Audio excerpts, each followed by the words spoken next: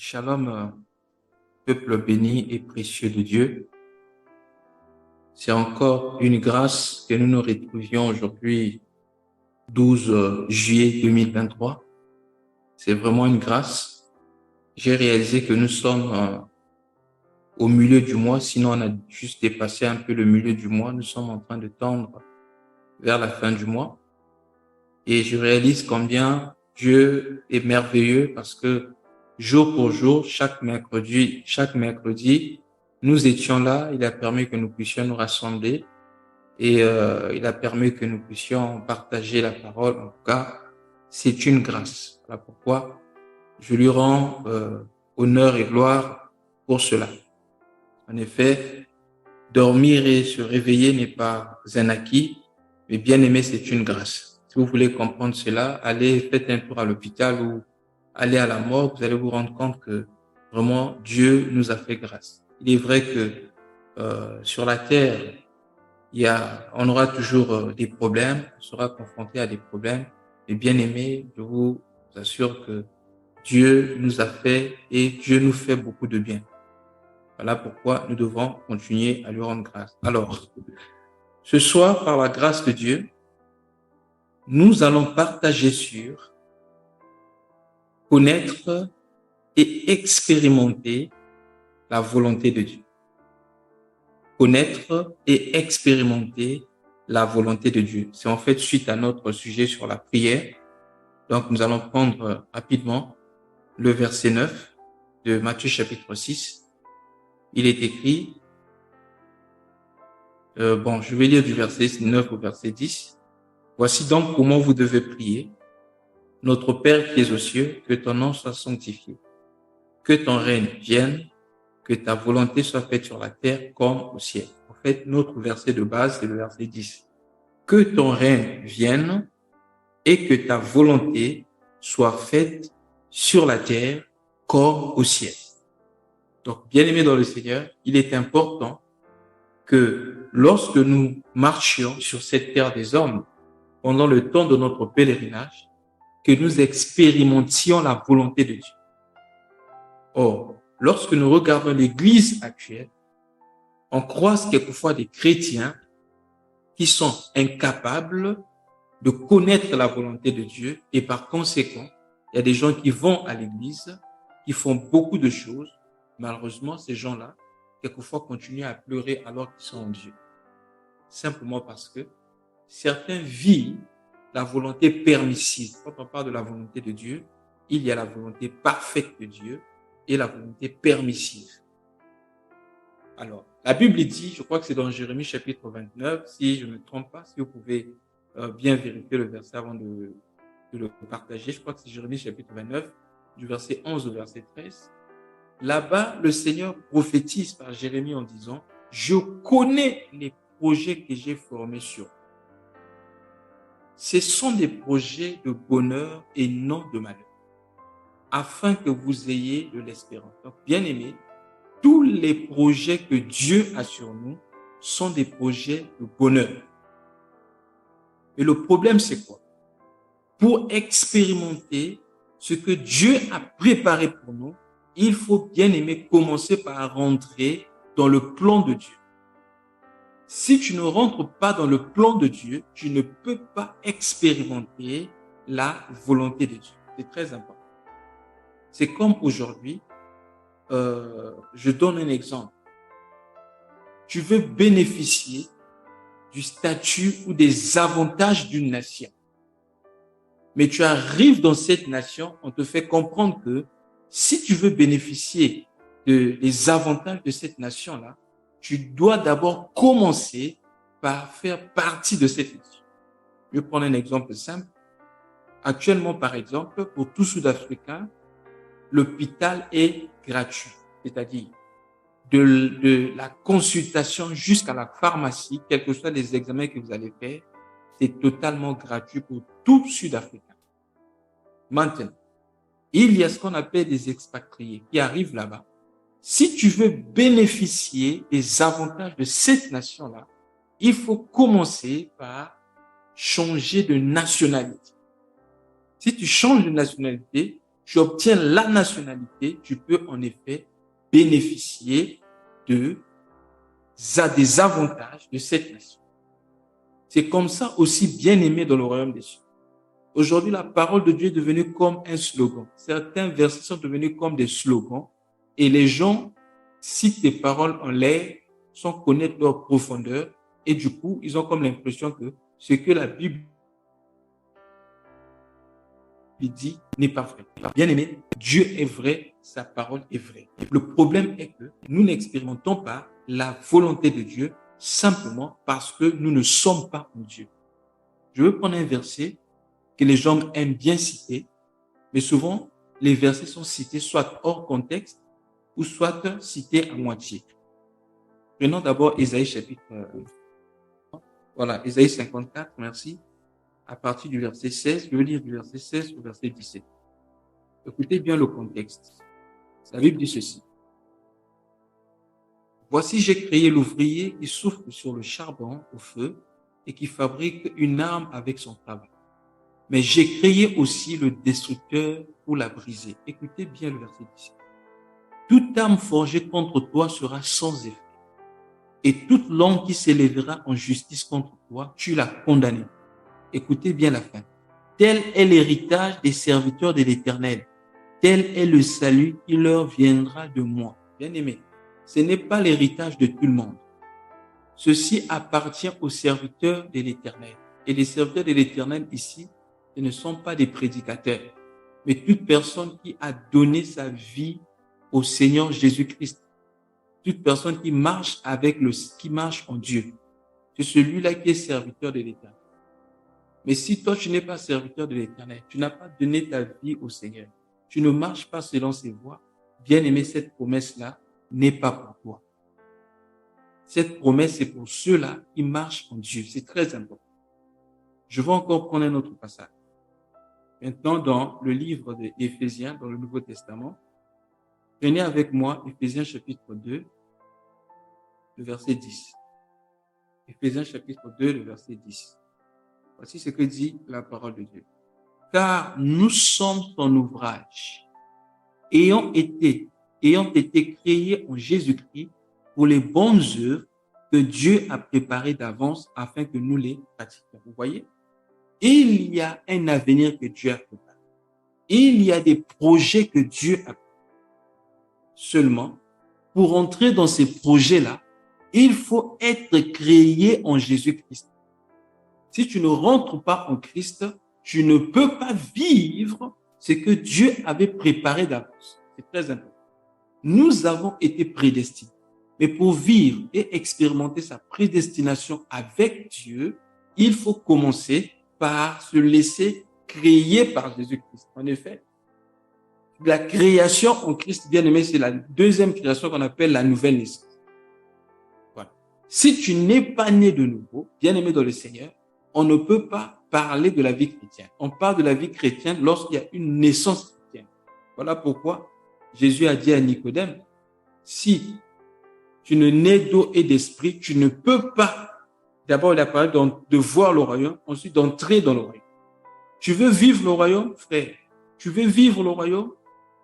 Il faut d'abord naître de nouveau. Si tu ne nais d'eau et d'esprit, tu ne peux pas entrer dans le royaume. Par conséquent, tu peux voir de loin, tu peux entendre parler du royaume, mais tu ne peux pas expérimenter la joie du royaume, tu ne peux pas expérimenter et recevoir les avantages du royaume. Voilà pourquoi, lorsque le Seigneur Jésus-Christ enseigne la prière, il dit que ton règne vienne et que ta volonté soit faite sur la terre comme au ciel. Ça veut dire quoi?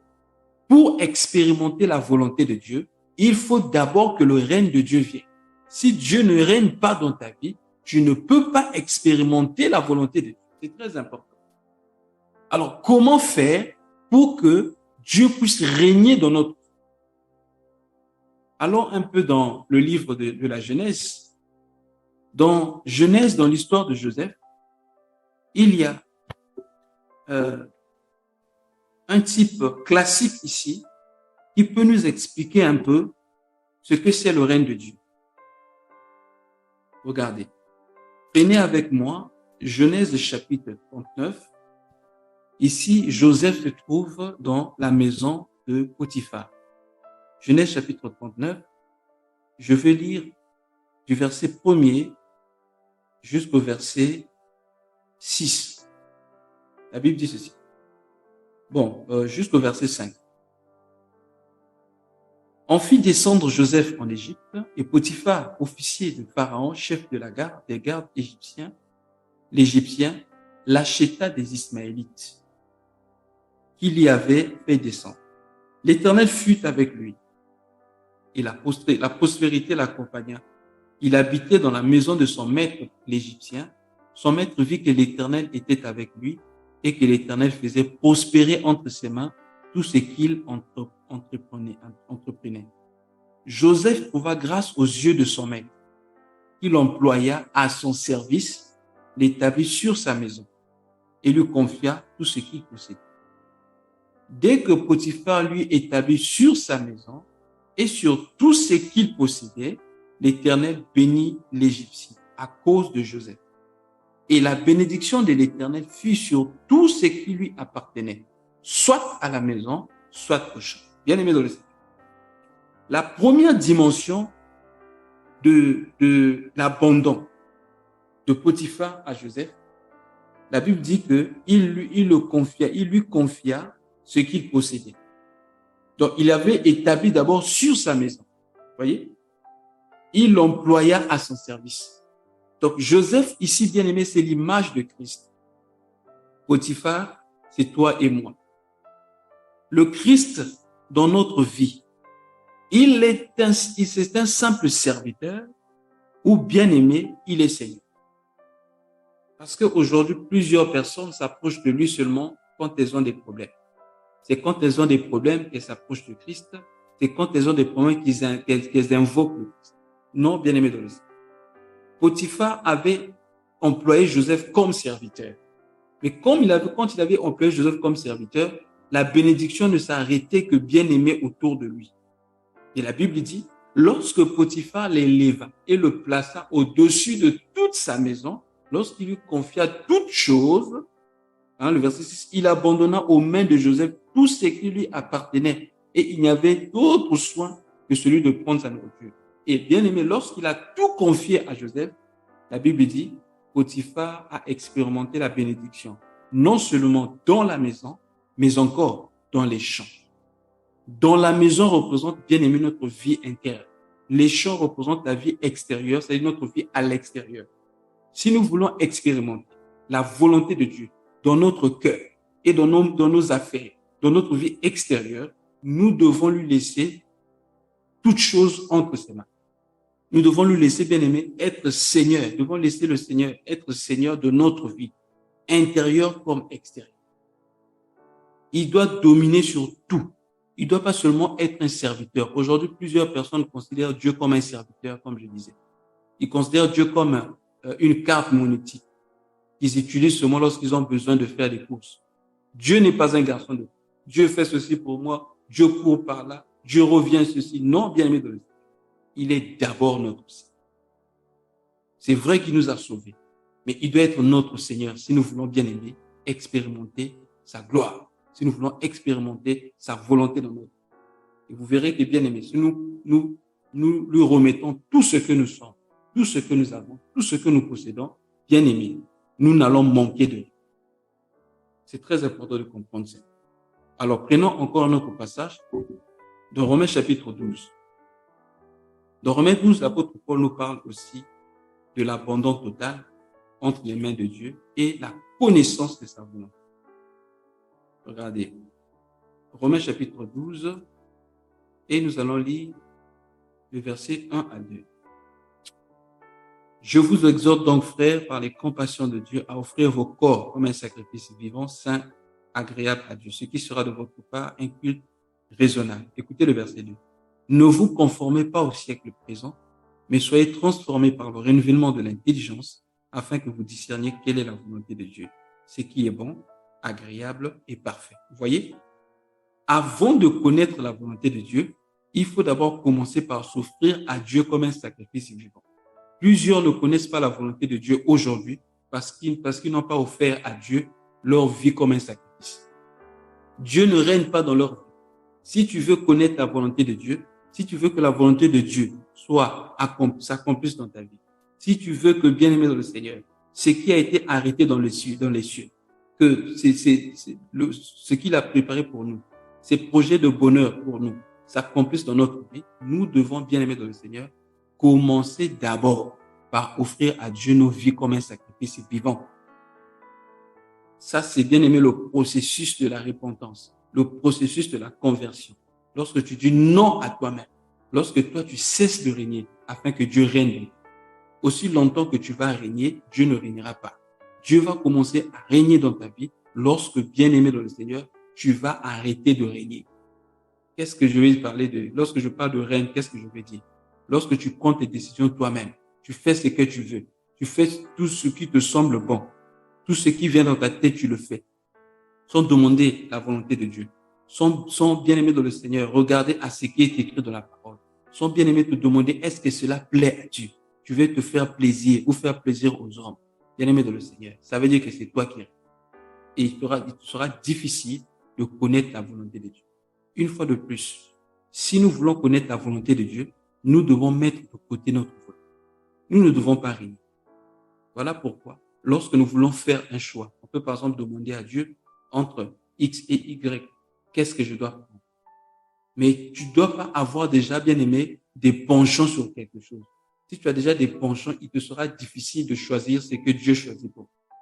Lorsque tu viens vers Dieu, tu dois être dépouillé de toi-même, vide de toute option. Et dire, Seigneur, moi, je n'ai pas d'option, je n'ai pas de choix, alors toi, choisis pour moi. C'est vrai qu'on peut être bien aimé, pressé par quelque chose, ou avoir bien aimé une préférence. Mais si nous voulons connaître la volonté de Dieu, on doit mettre de côté notre préférence. Ainsi, nous allons bien aimer choisir ce que Dieu veut nous donner. Pourquoi choisir ce que Dieu veut nous donner? Parce que tout ce que Dieu veut nous donner, c'est pour notre bonheur. Mais si nous choisissons par nous-mêmes, avec nos critères, bien aimés dans le Seigneur, nous risquons bien aimé de le regretter après. Souvenez-vous de Lot. Lot, la Bible dit qu'il avait choisi pour lui lorsqu'il s'est séparé d'Abraham. Il a vu les plaines de Sodome qui étaient comme un jardin que l'Éternel avait arrosé. Lot n'avait pas l'idée de ce que devait devenir Sodome et Gomorrhe les années qui allaient suivre. Mais Abraham, Dieu lui dit, reste là. Mais Lot avait choisi pour lui. Voilà comment il est parti à Sodome et Gomorrhe. Au point où ses filles s'étaient mariées à des païens. Et Lot s'était marié à une femme qui était attachée aux choses de la terre, qui s'était transformée à la fin en statue de sel. Pourquoi? Parce que Lot n'avait pas choisi selon la volonté de Dieu. Il avait choisi selon son cœur, selon ses critères.